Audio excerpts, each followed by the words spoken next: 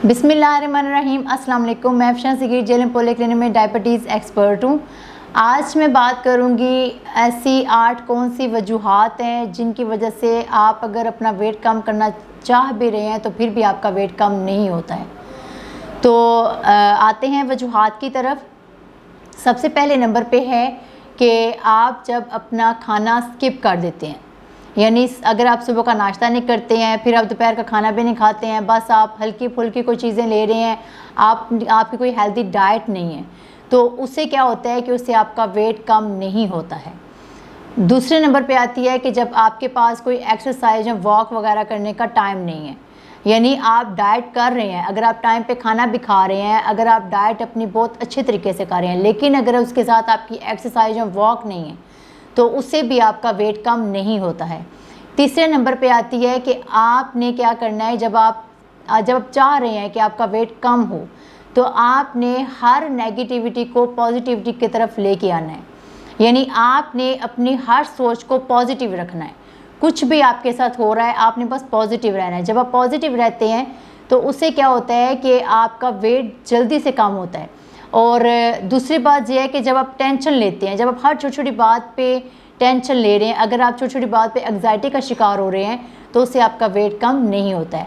चौथे नंबर पे आती है कि आप जिन लोगों का जेनेटिकली ये मोटापा होता है, यानी अगर आपके पेरेंट्स को, अगर आपके ग्रैंड पेरेंट्स में ये चीज़ पहले रही है और अगर आप भी मोटापे का शिकार हो गए हैं तो आपका ये माइंडसेट बन जाता है कि अब हम तो स्मार्ट हो ही नहीं सकते हैं क्योंकि ये हमारी फैमिली हिस्ट्री है।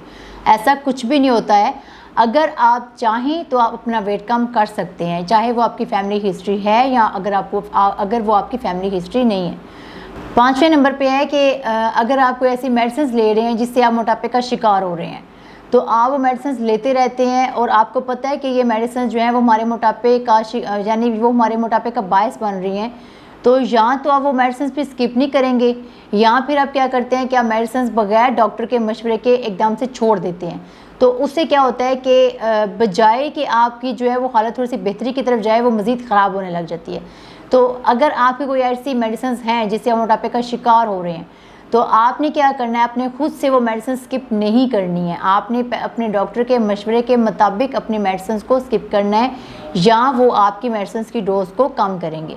नंबर 6 पे ये है कि अगर आपकी एज ज़्यादा हो रही है, यानी अगर आप 35 अबव हो रहे हैं, अगर आप मोटापे का शिकार हैं तो उस दौरान क्या होता है कि आपके मसल्स वीक होने लग जाते हैं। तो अब अक्सर लोगों का ये माइंडसेट फिर हो जाता है कि अब तुम्हारी एज गुजर चुकी है कि हम लोग जो हैं वो स्मार्ट हों, तो वो कोई ऐसी कोशिश करते भी नहीं है स्मार्ट होने की।